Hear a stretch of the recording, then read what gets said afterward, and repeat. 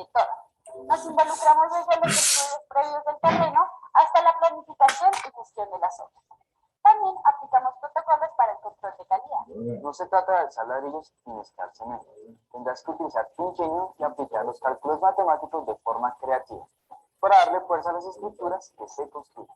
Durante la carrera estudiamos construcción de edificaciones, acueductos, geometría descriptiva, planimetría, altimetría, física, geodesia posicional, cartografía, cálculo, evaluación geoambiental, seguridad industrial, presupuestos y licitaciones, entre otras materias.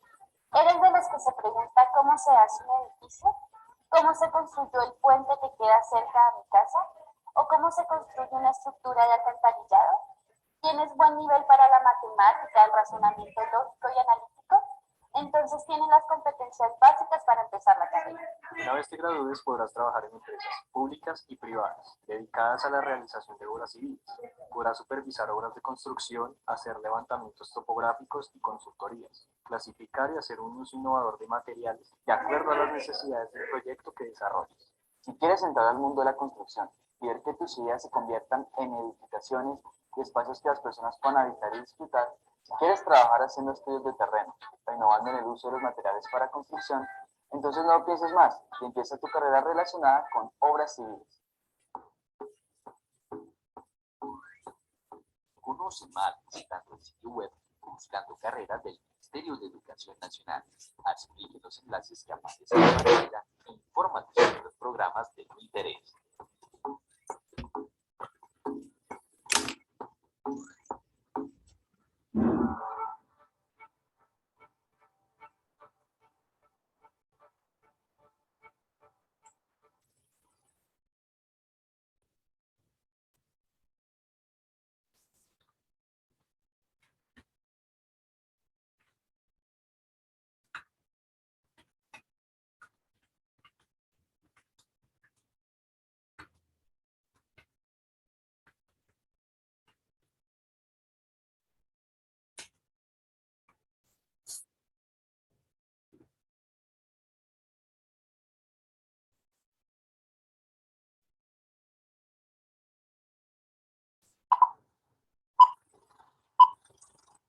El orden y procedimiento constructivo de una cimentación sobre cimiento es el siguiente. Primero, se excavan los huecos de las zapatas.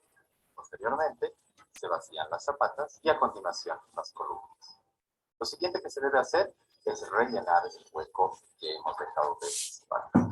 Rellenado este hueco, lo que se hace es excavar en franja el sector donde van a ir los cimientos. Una vez excavado este sector, se procede con el vaciado de los cimientos. Vaciados los cimientos, el siguiente paso es el vaciado del sobrecimiento que está ahí. Y finalmente, la construcción del tabique encima del sobrecimiento. La función del cimiento no es otra que repartir la carga producto del tabique que está apoyado encima. Sin embargo, cuando se construye de la manera como hemos mostrado en la animación anterior, resulta que la mayoría de la carga está apoyada sobre la columna. El cimiento en realidad solo tiene la función de redistribuir los esfuerzos hacia el suelo, producto de la carga del tabique, que en realidad es bastante baja. Por un lado es baja, por otro lado es una carga distribuida.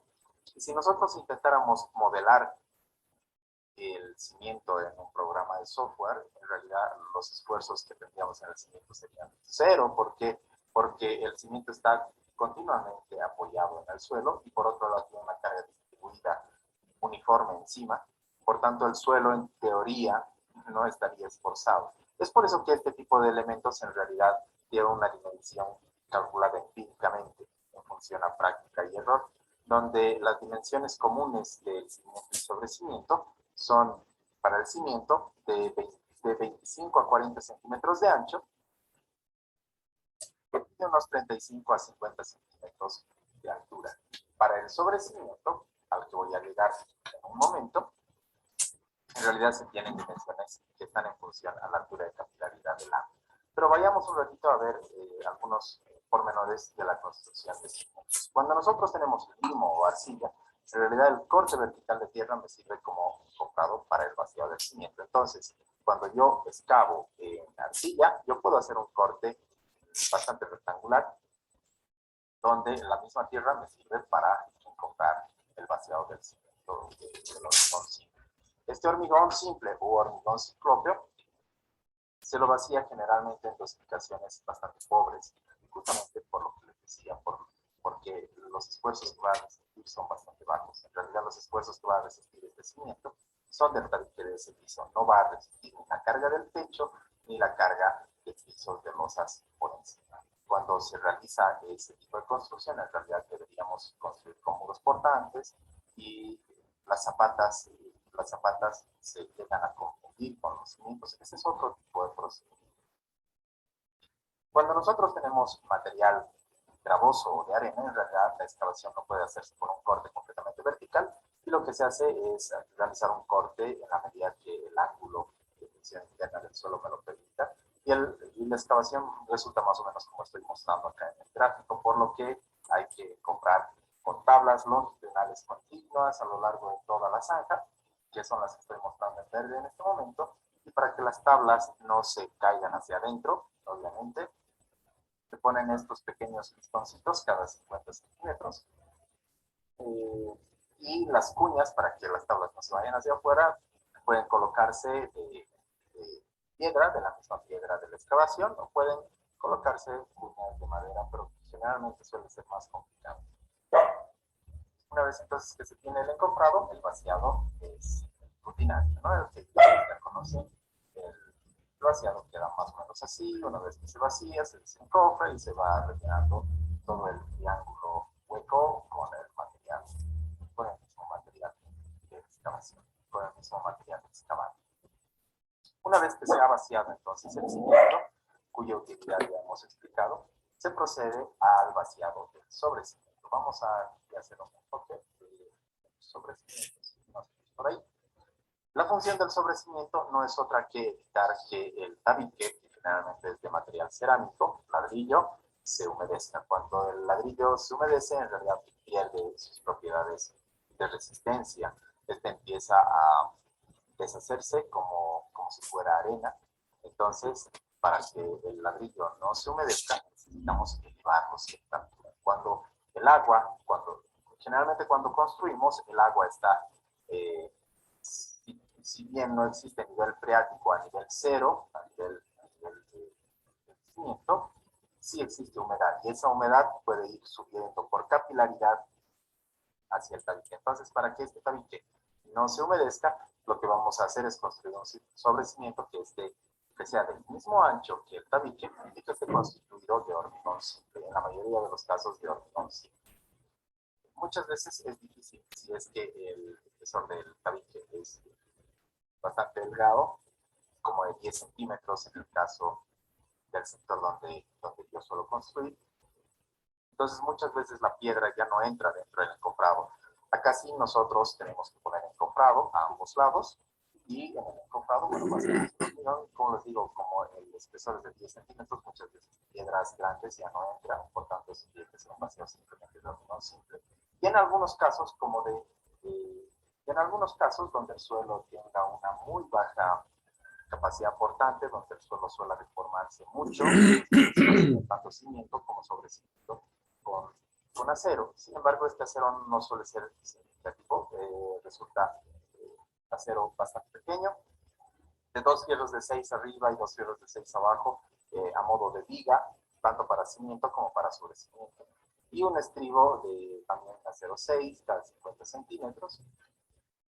Para el sobrecimiento, y bueno, una cosa muy parecida para el cimiento acá abajo, ¿no? Solo que con acero de 8. En el caso de que nosotros tengamos una diferencia de altura acá, donde tenemos seguramente que entrar un par de peldaños, que subir un par de peldaños para entrar al inmueble, entonces el cimiento y sobrecimiento quedan de esta forma. Cuando nosotros tenemos un desnivel en la construcción del inmueble, en realidad conviene que el sobrecimiento no sea tan delgado, porque este sobrecimiento en realidad va a ser a modo de una especie de muro de contención, de pequeño muro de contención para aguantar esos 30 centímetros estos de acá, para aguantar el empuje triangular de estos 30 centímetros. centímetros de tierra. Sin embargo, igual, esto no se suele calcular, ¿no? Pero con tener un sobrecimiento entre 20 y 25 centímetros de ancho, ya estamos adentro. Bueno, el esquema es más o menos el siguiente. Primero vaciamos el cimiento. Luego el sobrecimiento acá. Luego vamos a rellenar el terreno. Bueno, buenas noches. No sé si habrán entrado a ver la maleta. Ya, ya he subido y creo que ya les envié también lo que viene a ser el segundo parcial, que prácticamente viene a ser para mí como el examen final, porque el proyecto ya me imagino que debe estar bien avanzado, ¿no? De todas maneras, vamos a ver ahorita un ratito proyecto final, evaluación criterio 3. A ver, un ratito.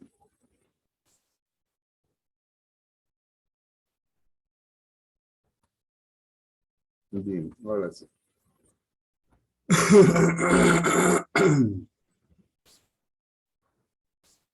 Bien, les he enviado este examen, ya, o ya lo subí también, donde tienen que hacer el cálculo de lo que estamos viendo ahora. Prácticamente hoy voy a terminar lo que estamos haciendo. Ustedes están viendo acá, ya están dibujadas las columnas, el cimiento, el sobrecimiento, tienen la altura, el largo, el ancho y las dimensiones de lo que serán las puertas y ventanas. Entonces, en base a estos requerimientos materiales, ustedes tienen que calcular cuánto se requiere de material y cuánto va a costar hacer cada uno de los elementos constructivos de lo que ustedes tienen acá en esta figura. Donde al último, ya, ustedes tienen que terminar, llegar a elaborar esto. ¿Cuánto va a costar el costo de cimiento, sobre cimiento, elaborar, pintar las paredes? Ya, no he entrado a la parte de techo porque ya dependería de considerar, como son más que todo plantas industriales, generalmente se construyen bajo una nave o dos naves, dependiendo el sistema de producción. Entonces, ustedes tienen que colocar acá solamente los datos, ¿ya? Eso es lo que tienen como que hacer, estos jóvenes. Entonces, ya me dieron la amanecida haciendo todo el examen, de tal manera que no sé si se los envié porque parece ser que lo terminé a las 2 o 3 de la mañana. De todas maneras, lo hice todo en el sentido de que ya nos queda esta semana.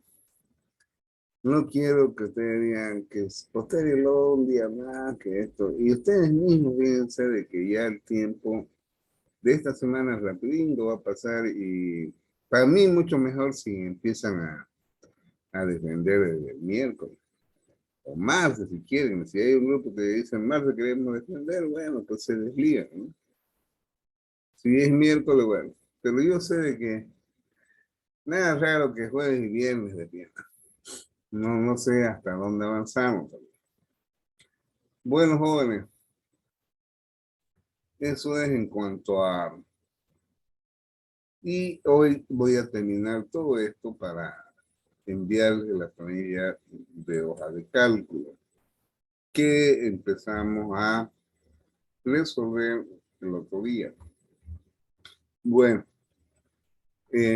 así que hoy día procuren aguantar. Yo sé que hasta para mí me cuesta bastante llegar a las 2 horas, pero no me queda otra. Por eso es que yo inicio a veces 2 minutos antes colocando video, de tal manera que me vaya cubriendo los minutos que me siguen. Bien, a ver, ojalá que este sea, a ver, vamos a ver un ratito. Estoy abriendo esto. Bien, bueno, el día miércoles creo que terminaron 4 de los 16 que están ahí. Bueno, entonces,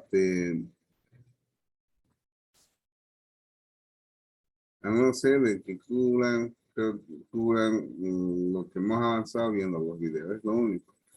De todas maneras, vamos a hacer un recuerdo de todo aquello que hicimos. Bien, en el cálculo de área, ya, yo empecé dibujando esto, mostrándole cuál era la importancia que tenía el método de Golchev, de tal manera de que todos estos equipos iban a ser contenidos en un área que viene a ser de 147,61 metros cuadrados. Y eso fue del análisis del método de Golchev, ¿no? Donde habíamos dicho de que puede ser cuadrado, puede ser rectangular. La cuestión es de que el largo por el ancho nos dé este área de 147,61 metros cuadrados. Bien, sobre ese mismo trabajo, ya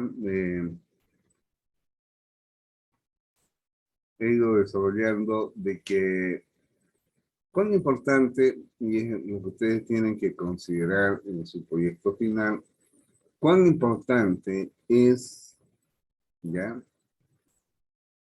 cuán importante es de que en base a la capacidad que tienen estos equipos, conocer sus dimensiones para determinar qué área van a ocupar.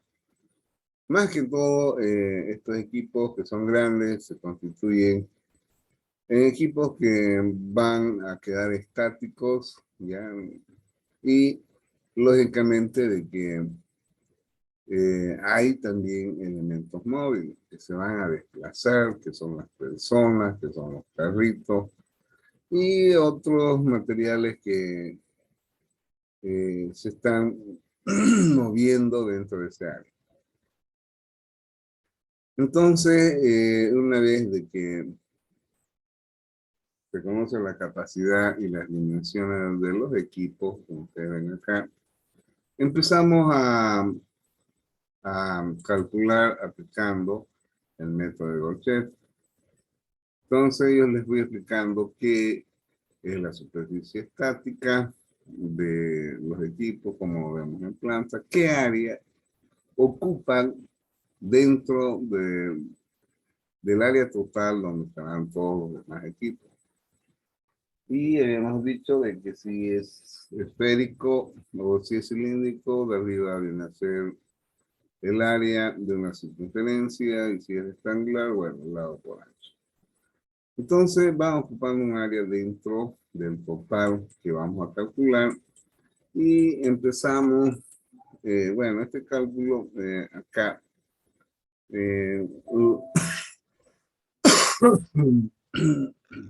lo fui, o sea, digamos, lo desarrollamos en Excel. Entonces no lo copié acá, sino que directamente coloqué los resultados. ¿Ya? Entonces, les decía de que si esta área va a ser la de abajo, Inge, disculpe. ¿sí?